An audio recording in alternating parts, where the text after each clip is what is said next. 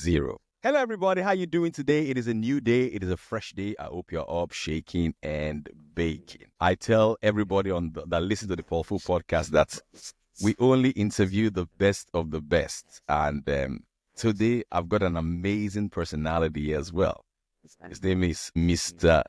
I call him Dr. Gabriel Balogun. He's the head of L&D Money Points. That means learning and development. We're going to have a great chat today. You would learn how to employ people in your company, how to train your people to produce maximum results.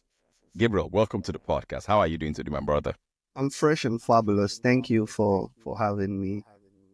Thank you so much. So can you give us a bit of a background story of how did you fall in love with L&D? Because I follow your journey, and I know you've always loved learning and development. So how did you get here? Interesting question. So there's a version of this story on Twitter. It's a pinned post on my Twitter profile.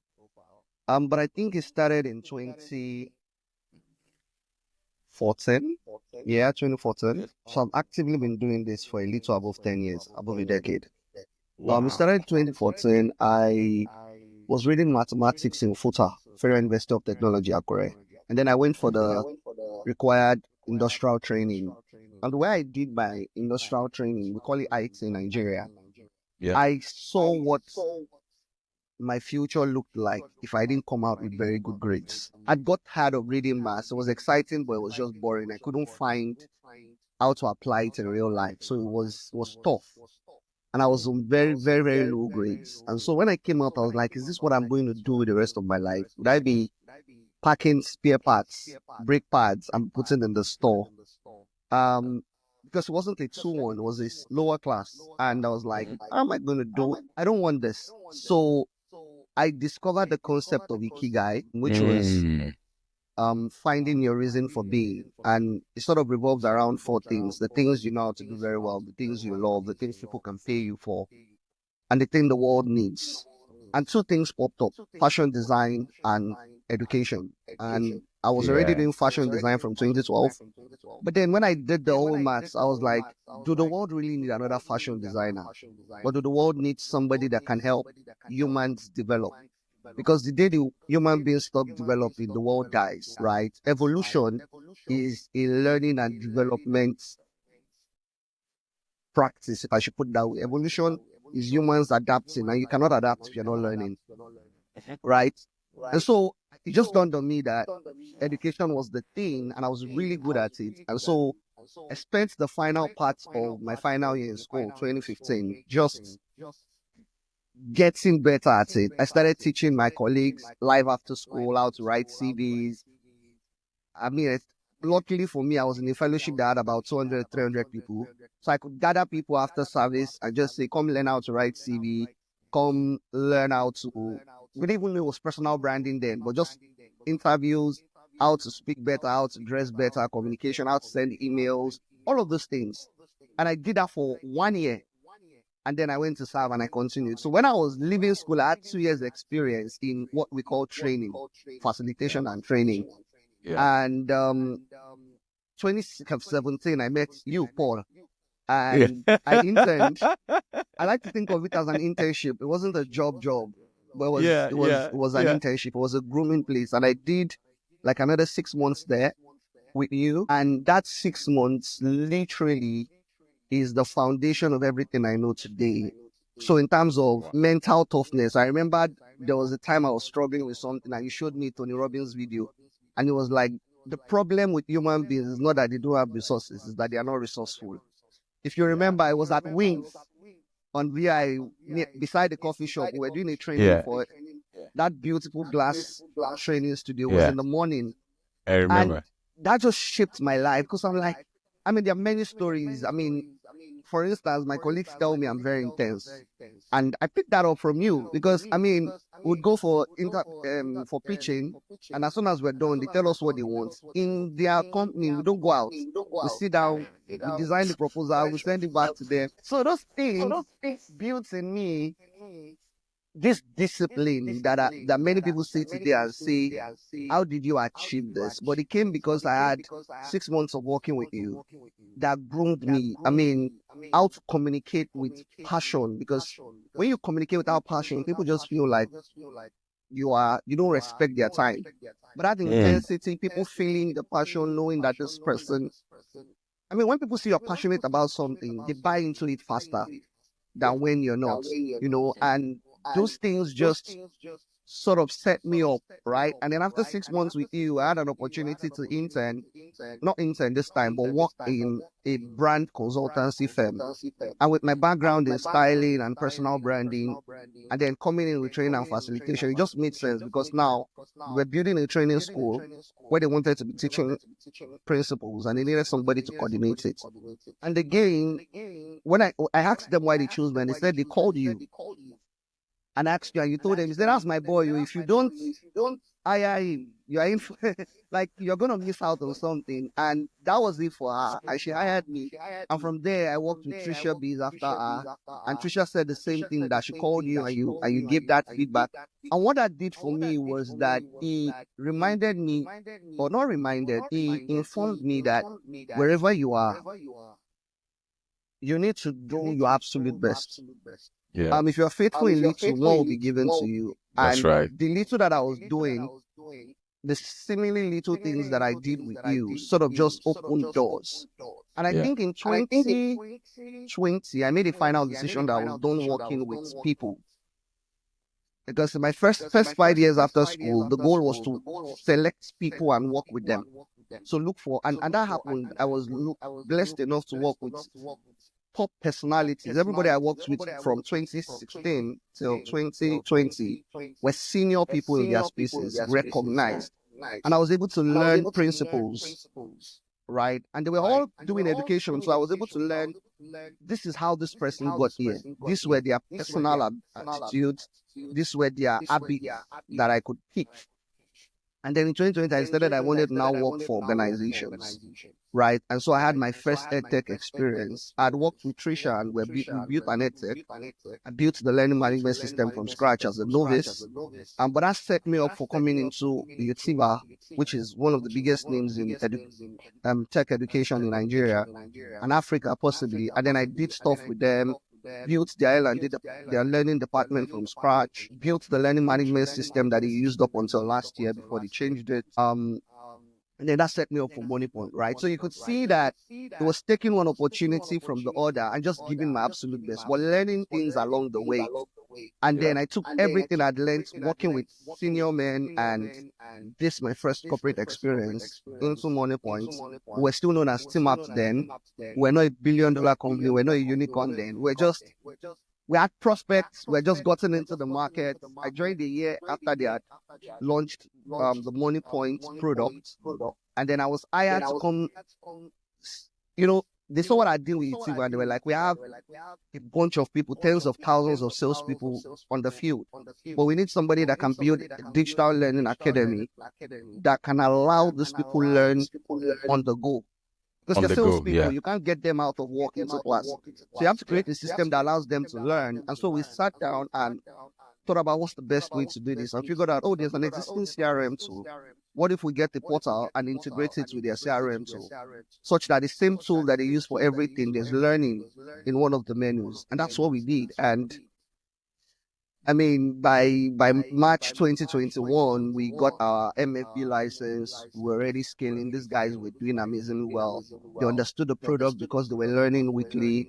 And I mean, it wasn't long before we became a unicorn, because when people understand your product well, there's a desire for them to sell because the commissions and the money they get is beneficial. And then you have a good product. Yeah. Forget it. The world is your canvas because you can paint anything. So that's like an abridged version of my story to where I am today. I Wow. joined as a learn and development specialist just to do that singular work for the sales team. But then 6 months later, I was promoted into head of learning Wow. to Praise build God. the department because they saw what it was You doing did. for the sales team. Yeah. And then, I mean, grown up to the current grade level that I am. And It's all fun now because I now have a team of about 90 plus people. I have the literal Nigeria covered with training officers across. And then I have my core team of 7 that we're doing something amazing. So give or take about 90 plus people are reporting to me every day. Wow. But we're doing good. It's a big company. Moneypoint is a big company. So Very, very big. doing Very, very, good. very, very, very, very, very big. Gabriel, from your experience of in learning and development, Mhm. uh, the people that you train in these organizations, the ones that perform well, what are Okay. some of their traits? The first thing is After the that learning, what after are the some of those learning, traits? Yes. the first thing is that the number one man in the company is passionate about learning, not from a I just like to learn. I know that people must learn, but from a perspective of I am a consumer of knowledge myself. I read books, I read blogs. I want my people to be as crazy about education as I am. That literally it goes down, it trickles down because it's lieutenants too will be passionate about learning because they know they can't go to the boss with bare theories. It will tackle them and say, where's your source? Where are you learning this from? Are you developing it? And then that goes down to the middle managers and down to the last person. So the first thing is if the CEO is very passionate about learning, you see him sign up for courses, you see him in webinars, you see him speak, you see him do all of those things. By default, people know that they are not doing a training because it's just to tick the box. They are doing it because it is important. The second Very good. thing is training is a core value in the organization, not because it's on the wall, but because performance review, learning is tied to performance review. So if there's a couple of things you're supposed to learn based on expectations from you, so development opportunities, you've been reviewed in the last 3 months, and you're terrible at writing sales letters or you're terrible at communication, and you're supposed to learn it for the next 3 months before your review. If they know that I'm going to lose a certain figure for not completing this training and not practicing it in the 3 months before the next performance review, they take learning serious. Right. So those are two Hmm. things. The third thing would be them also having the right person driving learning. I mean, training is not to tick a box. I even don't like to think, I think of myself as a performance improvement specialist. And so my job every day is to sit with everybody and say, what are you chasing? And what do you need? What resources do you need? Oh, I want to learn how to write codes faster. What does that look like every day? What would you report to your online manager as success at the end of 3 months? Oh, this is it. Okay, what are the skills you need to do that? Oh, this is it. Okay, so if I give you resources to do this, if you do it, it will help you achieve your goal, Abby. Yes, that's it. So sometimes we people in the attempt of trying to tick a box just do trainings, but forget that this training doesn't help this person achieve his personal goal. So if the customer support lead, for instance, wants to improve the CSAT score of the organization, maybe they're on a 3.0 and they want to get to a 3.5. Your training should be the things that would help her get 3.5. That way, even the people doing the training will be the first to come to class because they know we are going to learn the things that will help us do our jobs better. If we do our jobs better, we'll be promoted. And if we do our jobs better, the person can report to management, although we've grown by 0.5% in our CSAT score.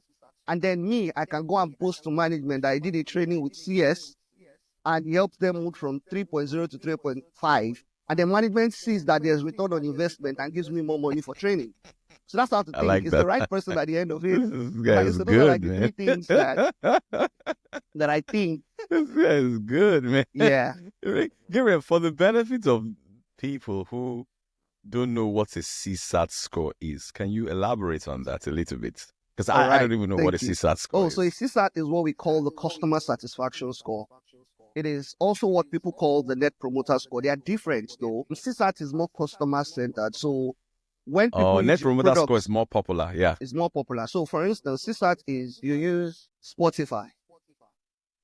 And once you're done, maybe you use it for 3 weeks and Spotify tells you, rate us. Does Mhm. that make sense? And then you give them It like a makes it. 5 star. So that's, Yeah. for some, that 5 star is figure 5. 1 star is figure 1. So if they do that for January, at the end of January, out of their million of customers, they will check who rated, what's the most stars that we got. Is it 3 stars, 4 stars, 5 stars? If it's 3 stars, that's a 3.0. So in January 2025, for instance, they can say we had a CSAT score of 3.0. It's not complicated. There are a bit of mechanics in it, but that's like a rough idea of what a CSAT score looks like. So it's the way the customer support team boasts to the management or to their executives that people love our products. People love our service, right? The next promoter is more of a product. So next promoter is, will you recommend us? They would also, on a scale of 1 to 5, would you recommend us? If you have 4, is signal to products that they've built an excellent product. So if it's like a 2.0, it's signal to product that you have a shitty product.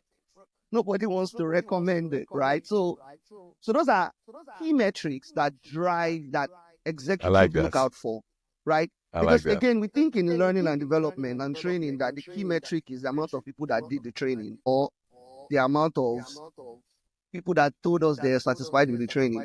That doesn't hold water in corporate organizations. For consultants, it's good because when you're speaking to another person, you can say we did a training and they rated us 5.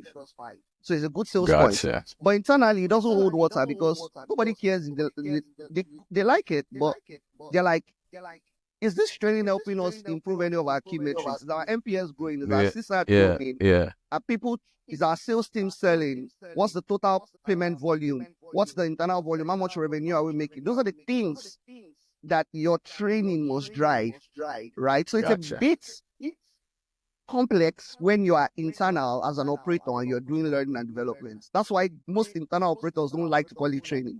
They say we are not training officers. We are learning and development because we're helping our people learn and develop to drive organizational goals. Hold that thought there. Let me just take a word of from our sponsors. Hello, guys. I hope you're enjoying this conversation. This episode of the Paul4 podcast was powered by Femfel Developers, Femfel Property. They are HQ'd in Abuja. They're one of the fastest growing real estate companies in Nigeria. So they've got amazing properties that you can get and use as shortlets. You know, if you read the reports, the number of money that was generated in 30 December 2024 in shortlet was insane. So you want to jump into that, I'm going to leave a link in the show notes to check that out. All right. And also our second sponsor is Sales Factory Global. Sales Factory Global is a sales recruitment company and a sales training company. If you need talent for your company, you want to recruit the top salespeople in your company, Sales Factory is actually owned by me. And so we recruit some of the best salespeople in the continent of Africa. And we're going to leave a link in the show notes as well for you to fill it up and upload your CV. If you're a founder, you can send us an email. Everything's going to be in the show notes. Let's get back to the episode with Mr. Gabriel Balogun, head of L&D Money Points. Gabriel, I want to ask you a question. There's something you said that I thought was brilliant. Can I go ahead? Yes, please. There's something you said about consequence, that when there's a bit of consequence, people take the L&D seriously. And I also like the fact that you change your name from a L&D person to a performance. I like, because performance is the outcome, not the learning. Not the learning is the process to the outcome. Exactly. So I thought that was brilliant when you said, I'm a performance, but because the learning is the vehicle, performance is the outcome. So why not talk about the outcome? So talk to us about consequence, because sometimes it's L&D, but people don't participate in the trainings.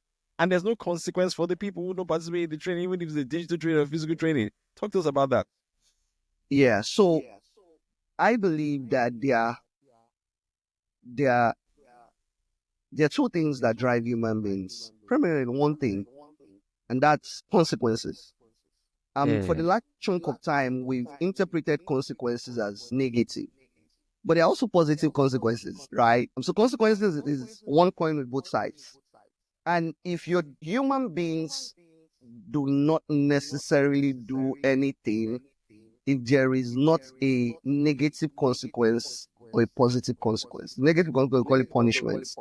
Beautiful. The positive consequences, we call it maybe promotion, prosperity, whatever P you want to give it, right? It is the job of not the learning and development department. It is actually the job of the executive team in partnership with the people operations team to set that standard that we we are going to grade your performance not just on the work that you do and deliver, but also on your ability to learn and your attitude,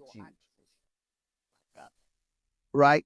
When people understand that I am graded across those three things, completion of my tasks, my attitude, and my ability to adapt, which is learn, each of the people responsible for those three things are support systems that now drive that. So your manager ensures that you have the right goals and objectives and key results so that you can do the right tasks to complete it. You get graded for that. Your manager also ensures that he's observing and following through to see that your attitude on the job is good. So you're not a great salesman, but a terrible human being. You're not a great Mm. engineer, but you don't pick calls. You don't respond to chats. You snub everybody. No matter how much good work you do, you are bad for the culture of the company.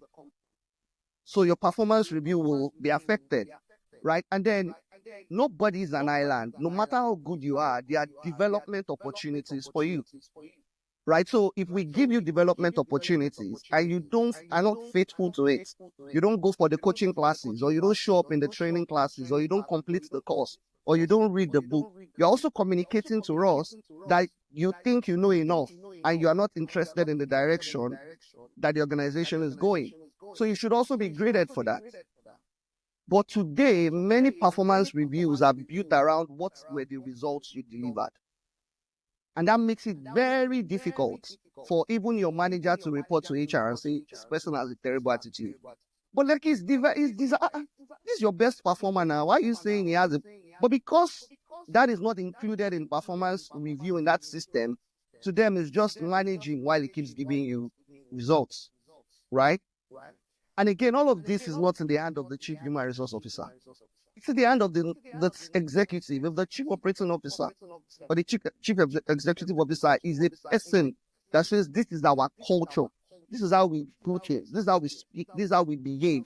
If you fail at culture and you are good at execution, you're still a problem for us, right? So all of these things, I like to tell people that anybody that is in middle management, anybody that is not a chief, is predominantly supporting everything the chiefs want.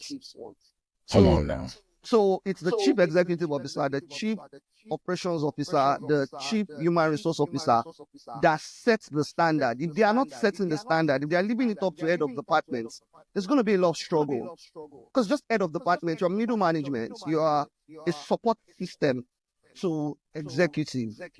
So when everybody in the organization knows that we have a culture that says if they send you a message and you don't respond between 2 hours, you're going to get a query. And they know that people will respond to their chats faster, right? If there's a query that says in the code, so HR will work and create a code of conduct policy and say part of our code of conduct is that every time you join a call, your video should be turned on. And you don't do that, you're going to get a query. And when you get this amount of query, there's a suspension. And if it continues, you're going to be fired. When that is not just in a policy, but it is driven, and you lynch people, for lack of better words, you take them to the hanging tree, and everybody comes to the circle, city square, and see how you hang those. You know, that's what they do in those days. They catch a criminal and they don't execute privately. I saw it. I saw it recently when They I was reading execute in the public Prince so by that Machiavelli. every other person that wants to steal will not steal, because this is what will happen. So when you Got it. execute people publicly and you give a memo around it that so person left the organization because they did this, and this, everybody sits up because that's culture. And no matter how great your strategy is, we all know that attitude and behavior cannot be taught. It's one of the biggest drivers for success. If you have the best strategy and you have the wrong people driving it, they have terrible attitude, bad behaviors, your strategy will not succeed. That's good. The behavior of your people must match the strategy, or there's no execution. It's no execution. This brother's good. This is a masterclass. Gabriel, I want to go a bit tactical. Okay. How do you track attitude? First of all, mental model first. What is attitude to you? I've been searching for the best definition of that word all my life. I God. know it. I know it when I see it. You get me? Yeah. But in your own words, having worked all these years, work with people, because really you're an attitude specialist. What is attitude? First of all, define what attitude is, and how do you track attitude? Example of an attitude. Then I want to circle it back a little bit to sales and say, from all the performance that you have done, what are some of the traits of top salespeople that you have seen in your organization? So let's start with the attitude. So I like this question. I'm a student of psychology. I'm not just a practitioner, and it's intentional. Attitude. So my definitions may be loose, but just bear with me. Right. So what's attitude? Attitude, I think, is mindset. It is a person's disposition towards things, situation, or even life generally. That's what attitude is. It's a person, an attitude is a person's mindset, right? And then we know that a person's mindset is predominantly made up of three things: the cognitive parts, which is the thinking, thoughts, beliefs, all of those things. We have the affective parts, which is the emotions, feelings, all of those things. Yeah. And then we have the action part. Some people call it the behavioral part, which is action and reaction. Right? So a person's mind encompasses those three things: what you think about, how you feel, and what you do. And those three things reveal to the world your attitude about things. So if you are a person that is proactive, for instance, and your manager gives you a task to call 10 people a day, and you end up calling 15 people, what you have communicated to your manager is that you think different and act different. Very good. Right? So your manager can say this person has a proactive attitude. If you do the 10 calls and you do them well, they'll say this person has a great attitude, but not proactive. If you don't do the 10 calls, they'll say this person is either laid back or unserious. That's an example of attitude, right? Another attitude, let's even go relational. Somebody gives you, you go into the physical office, your colleagues are around, but every time you go into the office, you don't greet people. You go with your head high, you just go and sit down somewhere and work on your own and then leave. You don't interact with people. There's a strong possibility that people will say this guy has a bad attitude. You know, they even greet person set. You know, they relate with person set. Right? But then if you are the guy that comes into the office and you greet everybody, from the security guy, you give him chop knuckle, you go to the front desk office, chop knuckle, and you do all of that, people say this guy has a great attitude. What is really driving both people is the mindset. That guy may not really have a bad attitude. It's just that his own is I don't care about people. I just want to come do my work and go home. That guy will remain a very good individual contributor, but he will never be selected for leadership. The other guy may not be as good as he is, but they say this guy has the ability to rally people. Let's make him a leader. Let's give him good lieutenants. So the greatest leaders are not really the best specialists. They just have the ability to inspire and motivate people. And then they have a mental consciousness of what needs to be done. They are good at certain direction. They may not be good at executing, but they're good at certain directions and all of that. And they're good at spotting people. So when they come on board and they pick this, so the stuff gets done because they know that my success is based on the amount of people that I can bring on board that can deliver. Again, so those are examples of attitude. It's what we teach when we say fixed and growth mindset. A growth mindset is a learning mindset. It's a mindset that sees problems as challenges. And every time you encounter, you're toasting a girl, she has said no 5 times, but you still follow up. You still try to figure out, okay, why am I getting no? Is it because you hate me? It's a persistent attitude. Most women will tell you, we want that, especially if they like you. We want that. we want you to chase us. We want you to do all of that. I know what people say is a waste of time. If a woman doesn't want you, move on, right? But again, if you are, how you do one thing is how you do everything. Exactly. If you wake up in the morning early, you brush your teeth, you're faithful to brushing your teeth, you'll be faithful to making your calls. Yeah. If you're I'm making faithful your to bed. dressing up well and making your bed, you'll be faithful to keeping promises, right? So how you do one thing is how you do everything. And You're as very simple as that correct. statement is, many people don't believe. And that's like the summary of attitude. Oh, You this guy cannot be is good. great at one thing and be poor at another. It's not possible. This is a master class. Gabriel, you have worked with a lot of salespeople as a performance specialist. Every company you work with, there are salespeople. Oh, definitely. Yeah, great. So when you study some of your top salespeople, what are some of the traits that you see in them? So that somebody who's listening, a founder who's listening, an entrepreneur who's listening, they're trying to recruit people now.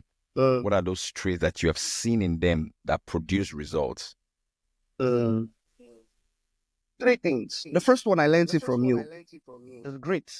Mm. It's great. And I learned it when I was with you. I think you even shared a book with me, like called Grit. Then, Yes. Carol, no, Carol, is it Carol Dweck? Yeah, No, Carol not Dweck. Carol Dweck. Is it I've forgotten her Carol name. something? I can't remember her name. Angela Duckworth, something like that. Yeah, but go idea.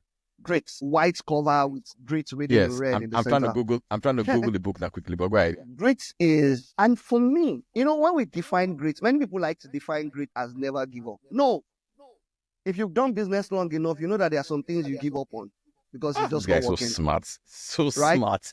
So great is not giving up. Great is I don't stop until the work is done.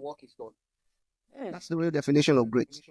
If I have this goal, if this goal takes me 3 years, I will chase it, right? I don't stop until the work is done. That is great. And when you have that mindset, Yeah, it sorry, it's encompasses everything. Angela Duckworth. So guys, Angela who Duckworth. wants the Yeah. book? Angela Duckworth. The book. Thank Yeah, you yeah. for that, sir. So Yeah. great is I don't stop until the work is done, right? That's the first thing. And when you're interviewing such people, you want to look out for those things. Tell me about a time where you struggled to do something. What eventually happened? I mean, when someone tells you I did something for 5 years, it was the 6th year I got it. That's insight that this person has grit, That right? I am that person. Right? That's one grit. The second one is technical depth. Technical depth. It's a word we use a lot at Money Point. It's one of our core values. If you are being interviewed at Money Point, what we really look out for is technical depth. Because the company is a building community. Everybody in Money Point is a builder. They've either built something on their own before joining, or they are currently building something and they join. But nobody is just a freeloader. Everybody's a builder. Sales, everybody builds something, right? And it's the technical depth. I heard it first at Money Point. Is a concept that you have to be really good at this specific thing that you are coming in for. We're not saying head knowledge. We're saying you are so good that you have your products chasing you, like your outcomes. So, for instance, I asked you about, if I'm hiring you, I asked you about, tell me about the programs you built. And you tell me, oh, I built this program and this built this program. I tell you, okay, let's delve into this one. What was your strategy? Tell me the methodology for your work. How do you build your programs? Give me, if I was a novice, give me a step-by-step plan. 1, 2, step 1, step 2. So this is step 1. This is what I do. Step 2, do. When you can do that, when you can teach your work to a granny, a grandmother, or a baby, or a 10-year-old, you have technical depth. Right? So that's the second thing. And the third thing is relational chemistry. And this is purely sales, relational chemistry. You don't have to be the most extrovert. I'm not extroverted, but my job requires me to come out more often. You don't have to be the most extroverted person, but can you strike up conversations? Are you enjoyable? Can people talk to you? Because sales is, again, we used to give this definition that sales is proving to somebody that what you have is More what they valuable want to than the give money. you. That's our definition. Yeah, that's the powerful definition, right? Yeah. But as I've matured, while that definition is good, I also have seen that sales is your ability to solve people's problem. Yes, That's sales. exactly. when we try to prove so much, we lose what it means to have a conversation with a person. So sales is me listening to you and saying, and listening even to the things that you're not saying. So you're talking to me, for instance, and I want to sell land to you, but you're telling me about your child's education and telling me about this. And in that call, I can say, oh, have you tried this insurance firm? They actually give money up front to help with children's school fees. I am helping solve your problem. That is not even what I'm trying to sell. But because I understand that what I'm selling is a legacy product and I won't close you in the first 30 days, it may take 6 months. Why? I get you to give me 100 million for a piece of land. I would consistently sustain that relationship with you. When I become the guy that you go to when you need information, need help with certain things, it's easier for you to buy from me. Yeah. So relational chemistry, your ability to build conversations. Even when we are interviewing, are you just answering my questions? Are we engaging? Are we having a conversation? Are you throwing questions at me that is causing me to ponder? I say, this guy, okay? And then I have to answer on the spot because I cannot not answer on the spot, right? That's so good. Is there rapport on the call? You can't interview a salesperson and you do not see any semblance of rapport on the call. They're like, are you going to, the way you talk to me now is the way you talk, because you are, in the real sense, you are cold talking to me. We've never met. And if we cannot build rapport on this call, how are you going to build rapport with somebody down the road that you don't know? Right? So those are attitudinal characteristics to look out for when you're hiring somebody. Mental toughness, which is what we popularly call grit. So grits, Yeah, technical grit, depth. technical depth. You know it. You've done it. You are not a novice. You've done sales for the last 10 years. You have results. You worked for this company. We're speaking. I'm asking you. So, what was your last year's revenue inflow? How much money did you bring in for the company that you're currently at? What's the target? And you can answer those questions. What's the methodology to your work? How do you close sales? How do you get prospects? And you can answer. That's depth, right? And as much as you read those things online, if you've never done it, your answer will be different from somebody that's done it. It's simple. Especially when you ask about methodology of your work. If I ask you that question and you answer, there are more questions in each of your answers that you give me that will reveal to me whether you know what you're doing or not. And then the final one is relational chemistry. Are you a good person to talk to? Are you a conversationalist? Do you give up that aura that you're somebody I would like to have in my network or corner? Those three things are really important because without relationships, you can't sell. Wow.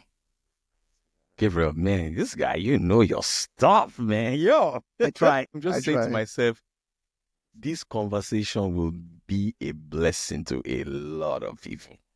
I hope so. Because even me, man, even those three mental models of grit, technical depth,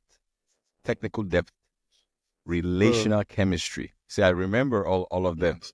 There's this is a masterclass of, recruiting A players for your company, man. Yeah. Gabriel, I know that you're very busy, man. I like to keep this podcast in 40, 45 minutes. Awesome. What are some of the books that have influenced you as a performance expert? And what will you recommend for a founder to look at? I think, again, these are going to be very old books. Yeah, very old books. I think, trying to get the name. Some of those things are not books anyway. They are like research papers. Exactly. That's fine. So, for instance, Glaser's Choice Theory is an amazing book. It talks about the the 6 to 10 axioms of choice theory. It was created by William Glaser and basically just deals with human behavior. So if you're in sales, you need to be a student of human behavior. Yeah, right. Basically. One of the Sorry to cut you short. I heard one of my favorite recent definition of sales is the person said sales is change in behavior. I thought that was another way to put it. That's another way to put it. Weirdly enough, that's how I define learning though. Yes, I define learning as change in behavior. Because when you learn something new, your behavior will change automatically. That's it.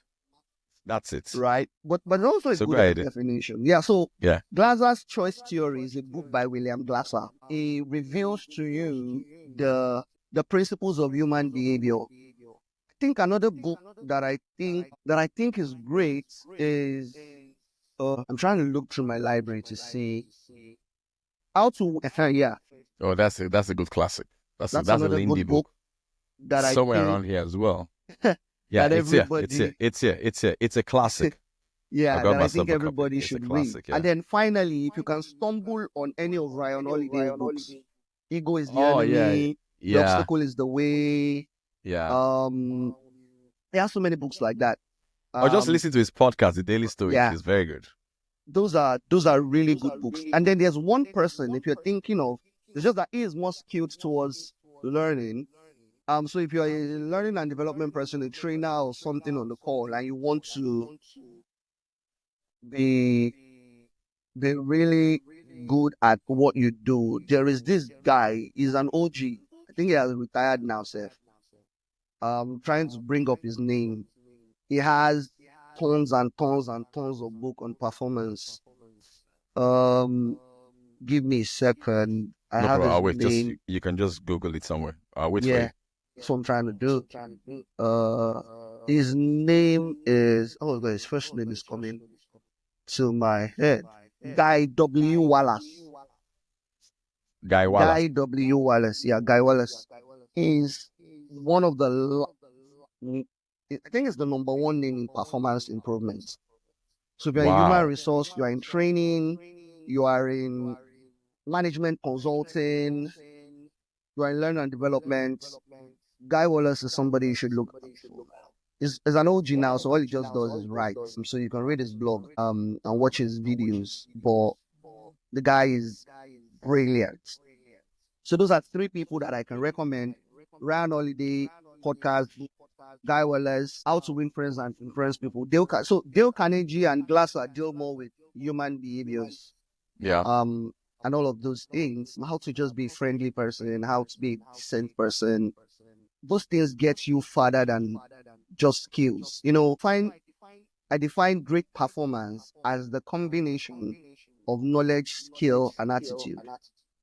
So for anybody that knows what they're doing well in the education space is filled with knowledgepreneurs, people that just dish out knowledge and information, Mm. right? But you need to train people across those three things: knowledge, skill, and attitude, because those three things, when put together, create great performance. I like that. I like that. I like that. That's very good. I think most knowledge entrepreneurs they over index on the knowledge and not the skill and the attitude. Still changes everything. So their content can't work in corporate. Exactly. Yes, Exactly. can't work in corporate. Yeah, Exactly. because for corporates they want to see skill, they Skill want and to see attitude. attitude. Skill and Yeah, attitude. Knowledge is available. This guy is so good, man. I thoroughly enjoyed this conversation. Great. It's good. Good. I enjoyed it. So I really, really enjoyed this. Like, honestly, and thoroughly enjoyed this conversation. And I'm trusting the Lord that a lot of founders, CEOs, salespeople, and everybody who listens to this will feel the same. So, where do people check you out on social media? I know you're very active on LinkedIn. Can you talk about your work yeah, on LinkedIn? LinkedIn is the normal place to get my information for free. LinkedIn. LinkedIn Do is you have a amazing. product? Do you have like a Oh book or yes, something, a course here? I have a book on seller called Driving I'm Business going to Growth. put it in the show notes. Okay, so I can share the link with you. Yeah, share the I have link a with me. book. I'll put A it in the book. show notes. I have quite a couple of products, some free, some paid. I can share the link with you. But there are two books I like to talk about. Weirdly enough, they're both maybe three books. Two is on personal style. The other one is on business. So I have a book called Driving Business Growth Using Learning and Development Initiatives. It's like a very simple manual that if you read and begin to apply today, you see results tomorrow. Um, and then there is another book called How CEOs Dress. It's my first attempt in trying to teach executive presence, like document my concepts around executive presence. and why certain leaders step into the room and their word is final just because of the aura that they give out. Predominantly starting with how they look. And then I have another book called Fashionista, which is predominantly just helping people dress better because that's the passion that will never die. And I know for a Fantastic. fact that people judge based on appearance. My study of 100%. humans has told me that a lot, that no matter what you know, if you don't look like it, people will hear you differently when you speak. Right. Just So leave it there. Let them get the book. yeah. So go get the Eh, book. do Where you do you have like know? a link that has all the books, like a link Yes, tree yes, link, so that yes, they can yes. click that Oh, I link have and the has link. I have everything? the link. I'm So sending it to you please now send it on and that. I'm gonna. This on episode will come out later today. oh, amazing. So I have all the Yes, I will books. send you. I will It send you carries. a transcript of everything. I thought this was brilliant. Gabriel Balogun, I want to say thank you again for coming Thank you for having to me. Paul Fo Podcast. Again, I want to thank my sponsors for this episode: Femfell Properties, Femfell Developers HQ in Abuja, one of the fastest growing real estate companies in Africa. So check them out. I'm going to put a link in the show notes about their property. Shortlet is the future of property development in Nigeria. So get your property from Femfell and start to prepare for dirty December before December comes, so you can take advantage of the crazy amount of money that is generated in Nigeria in the real estate market. And also Sales Factory Global, we are a recruitment company. We're currently recruiting salespeople for some of the largest real estate and fintech companies in the continent of Africa. So click on the link on the show notes or send us an email with your CV, and we'll take that off from there. So please share, like, subscribe to the Paul Fo podcast on YouTube and Spotify and on Apple Podcasts. God bless you and do have a great day. Gabriel, don't go ahead. Let us just a little bit Okay, no problem. before so end the session for all.